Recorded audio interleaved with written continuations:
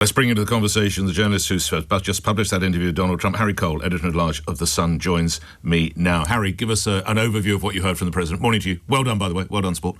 Thank you. Morning, Nick. Always nice to speak to my old neighbour. Well, it's been remarkable. It's day 4 of the war here. Well, the war in Iran being led from the White House by President Trump, who picked up the phone when I spoke to him earlier, and he did not hold back. It is safe to say he is livid with Keir Starmer. It reminded me a little bit of those days back in 2017 where Theresa May sort of rubbed up the president the wrong way and the relationship never really recovered. The unlikely bromance we've seen over the last 18 months or so between Trump and Starmer, which was always an odd coupling, to say the least. The lefty Mr. Rules, Keir Starmer, versus right-wing Mr. No Rules, President Trump, was always, I think, destined to end in tears. But it really has come crashing down now. He's talked of his disappointment, but not just that of he used to say the special relationship isn't what it used to be. Relations aren't what they used to be. He said it's incredibly sad. He finds it very frustrating. He doesn't understand why Keir Starmer is doing this. And he says he loves the UK. He loves the British people, and they will be upset as well. And then, he just kind of went on and on and on, and he weighed into the cost of energy in the UK and immigration, which I think he puts at the centre of all of Europe and Britain's woes, actually. Mass migration, which is clearly such an issue in America for him, something he's put front and centre of his presidency. He said, very clearly, you've got to stop letting in people into your country who hate you. You've got to stop importing people from different cultures, different foreigners, and expecting everything to be fine. The underlying suggestion being that perhaps Keir Starmer is in fact pandering to Muslim voters in a way, and Green Party voters and those Gaza independents in the way that we saw in the wake of the Gorton and Denton by-election last week, is going to be a hot topic at the next election. And I think you put that idea directly to the President, didn't you, Harry? How did he respond? Well, he said, London, he said Britain isn't what it used to be. It's an unrecognisable country. He, went after Sadiq Khan, as he so often does. Says you've got a terrible mayor, but you've also let in, nearly slipped into a bit of Donald Trump there. I'm not going to do an impression. But no, he said you've let in some terrible people. And he says Britain is, he said it's tragic for Britain. It's tragic for the British people. And it's tragic for, the alliance between America and Britain. I think he's very, very sore about the Chagos Islands, about Diego Garcia, about not being allowed to use Diego Garcia to bomb Iran with those B-2 bombers in the initial strike. He said, we call it Woke Island now because we just can't understand why Britain's giving away territory and paying people to give it away, and this lease system doesn't really work. So, look, it's an unfortunate predicament for Starmer to be in, but I think one entirely of his own making. He tried to ride a very, very sort of steady tightrope over the course of the first year of his premiership. He sort of built himself up as a Trump whisperer, that bridge between Europe and America. But the president said very clearly, you can read it, sun.co.uk, he said very, very clearly, this used to be the steadiest of relationships between Britain and America, and now we have better relations with Europe. He name-checked France. Yes. He name-checked Germany. He name-checked NATO, which, if you listen to anything Donald Trump said for the last year or two, is pretty unusual. So you can tell how annoyed he is by Starmer, by who he's comparing him to. On a similar note, Sam on the Isle of Wight, criticism from Trump is technically a badge of honour for Britain. The special relationship is such a myth and all dictated by the US. Stop living in the 1940s. Meanwhile, Jack in Brixton says, yesterday in the House, the Prime Minister stated security services foiled 20 planned attacks by Iran on the UK. They struck an RAF airbase with a drone. If international law means we cannot attack Iran with our allies, then it needs not to be followed. I do not trust this man to lead us during a war crisis. Lastly, Stephen, would it be possible to have a guest who can actually tell us what international law is? My understanding is it's a Western construct designed to make us feel good. No one else seems to follow it. China, Russia, any part of Africa, most of Asia. We need to act. James in Edinburgh. James, what relevance is there of the United Kingdom on the world stage? Good morning. Good morning, Nick. I think the thing is that, the previous wars that we've gone into in terms of Afghanistan and Iraq, they weren't really going on to with much thought. And I think Keir Starmer's position, whilst it is right to sort of not go in on an offensive position, simply because there is no sort of clear plan, and obviously we weren't involved from the plan from the beginning. It also puts what Keir Starmer had said, it also puts him in a position where he is saying, right, full stop, he's not going to join in. But, as we all know, wars can develop, they can evolve, they can be fluid, and he might be in a position where he needs to backtrack and then get involved, which, the government of this term has a history of backtracking on a lot of different things at the moment. And as far as the special relationship goes, well, the relationship has been long-standing for over 100 years. It will be long-standing for 100 more, we hope. But if have we let America down? Well, I think the thing is that our relationship is not with Donald Trump; it's with the United States. If Donald Trump goes for a purported, third term, we aren't dealing with a special relationship with a democracy anymore. We're looking at a different form of that. So. Do we need to be sort of taking that forward in the long term anyway, if Donald Trump remains president for the foreseeable future? So, what do you think the British position should be now? At the moment, I think what Keir Starmer has said is that, yes, we need to be supporting our allies and from a defensive point of view, but not from an offensive point of view just yet. But that position may need to change in the future, and I think we need to be prepared to accept that. If another missile or more missiles fall on the RAF base, we continue just to play defence? Is that protecting our military personnel? Well, to be fair, a military base should have the defensive capabilities to protect themselves. So we just keep taking it, do we? They should have. We need to. Yeah, I hear you. No, I hear you. But we don't ever strike back. We just continue to take the hits. I think we need to have the capabilities to be able to protect our bases by ourselves. No, I get that. But would you not? After you've taken 3, 4, 5, 6 hits and you're the RAF, do you not maybe think, right, well, you can have some back now? I think, defensive targeting of missile where they're launching missiles from. Yes. What's defensive targeting? So if you're getting missiles launched at you, should be targeting where those missiles are coming from. So you could take out those missile bases?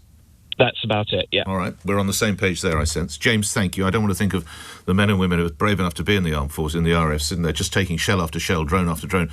No, as long as we can block them in the skies, that'll be fine. No, let's find out where they're coming from and take it out, surely? Katie in Watford. Katie, you're on the radio. How relevant is the UK and its position at the moment? Good morning. Hi, good morning. Thank you so much. I think there's two aspects to this. I think internally, Keir Starmer needs to think about the fact that Iran have had targets in the UK. He needs to fulfil his election pledge to prescribe the IRGC. But internationally, under international law, under Article 51 of the UN Charter, this is part of self-defense what America and Israel are doing. They're not attacking civilians. They're not trying to invade. This is part of taking out the ballistic missile program, the nuclear program that they know exists, and that within months would be capable of being, further, taken underground or be impossible to take out later. And I think the idea, exactly as you just mentioned, of just allowing these attacks to happen, Britain needs to be going with its allies and attacking these sites, so that for everyone's good, for British good and also for the wider world. And I think what is concerning is if Russia attacked us tomorrow, I'm not sure Donald Trump would have our back after this. Let me ask you then, the position that's been taken by Sir Keir, what's your take on that, your criticism or otherwise of that? I think it's livid. I don't think it's correct under international law, and I think it doesn't really go to the heart of it, which is that Iran, a nuclear or a heavily armed Iran, which clearly they are heavily armed, because within minutes of Israel and America's attack, they've attacked pretty much the whole of the Middle East with hundreds of ballistic missiles. The fact is, you need to take it out. It's a threat to the whole wider region, and Keir Starmer needs to come to his allies' aid and to indeed our own forces. And internally, he needs to prescribe the IRGC. There are huge risks internally to the British public. What is the relevance of Britain on the so-called global stage? Susan Thurrock, what do you think it is, Sue? Good morning. Good morning. All this stuff, I can remember, and I'm sure you can, how we blindly followed the US into an illegal war in Iraq based on lies. Yes, I can remember it. Okay, a few months ago, Trump was boasting about the raids that they did on Iraq, took out all of their capabilities. Mm-hmm. Was that a lie? I've no idea. It may be. Maybe it was poor intelligence. I don't know. You can't trust anything that man says if you fact check it. And also, following Iraq, he actually referred to his own US veterans as losers. The man cannot be trusted. He's got a different agenda. If we move away from Trump just for a moment, do you think that the Iranian regime needed or needs to be changed? That's, we get involved in all of these things. Do you think it needs to be changed? That's not my decision to make. But I'm asking you, what do you think? Because let me go first. Why don't you? Yes, it does need to be changed. Is this the right way? I've absolutely no idea. Are people sadly being killed? Yes, they are. But we cannot allow the Iranian regime to continue to fund terror, whether it be through the Houthis, whether it be through Hezbollah, to close the Straits of Hormuz, which means our prices will go up, and also to authorise attempted assassinations in the United Kingdom. We can't watch that just carry on. I mean, when it came to the Straits of Hormuz, we did get involved in that because it was directly affecting us. I mean, you sort of mentioned the... Hello? Yeah, go ahead. Yeah, sorry. I mean, you sort of mentioned we weren't even able to, protect Cyprus. Cyprus only got attacked after we said that the Americans could actually use our bases. Well, would you have not even allowed that, lastly, Sue? I think there needed to be some discussion, but he didn't even discuss it with his own Senate and Congress. Sue, thank you. I understand, and it's a widely held dislike, if not stronger, for President Trump. I don't know it should colour everything that's going on. Sue, thank you. Mark's in Sandy. Mark, you're on the radio. What do you want to tell me? Good morning, Nick. Yeah.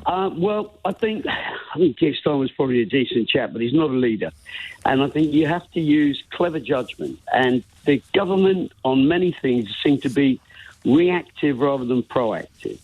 And it's silly, really, because he could have used his conversation with Trump, even though we all have, doubts about him on many things with Trump. But he could have sort of said, well, he's already reached the point where he said, well, we're going to defend our interests out in the Middle East. He could have used that line with Donald Trump to back him up.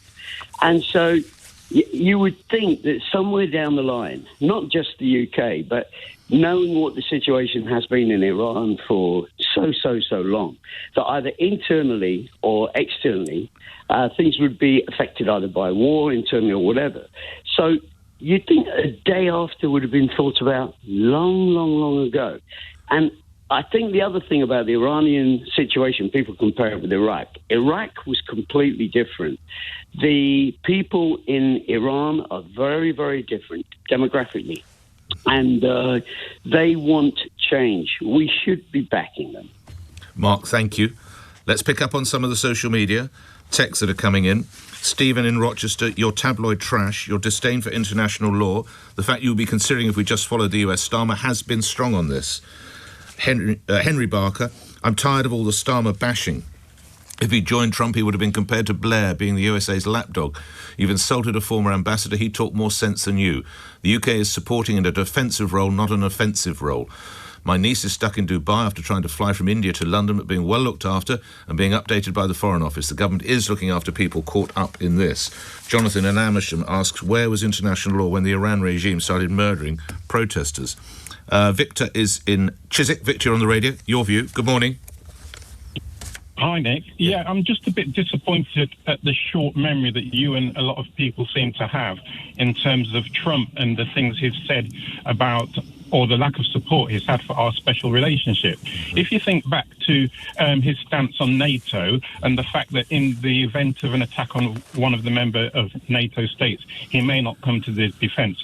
If you think about all the tariffs he's slapped on Britain, if you think about just historically where he's been with the special relationship, I think it's terrible to try and make out that Keir Starmer is breaking that special relationship. Are you not able to divorce your views towards the US president to the activities that are going on? I.e., do you think the Iranian regime should stay as it is? No, I'm not saying that at all. So how is that to be achieved? We should intervene. No, because the question that you raised and the question that you were bringing up earlier was about this special relationship that's been damaged by Keir Starmer, and that's what I'm responding to. I'm not saying that we shouldn't be involved in, taking out terrorist supporting organisations. I'm not saying that at all. I'm just saying Keir Starmer is not the reason for saying that this special relationship is broken. Well, he is in the views of the president, and who is a fairly important part of that relationship currently. I won't even get into the things that the president says, which changes from day to day, and he comes up with whatever excuse and, weak. Do you value the special relationship? Does it matter at all, Victor? It does matter. It does matter. I'm ex-military. I've done 10 years in the Air Force.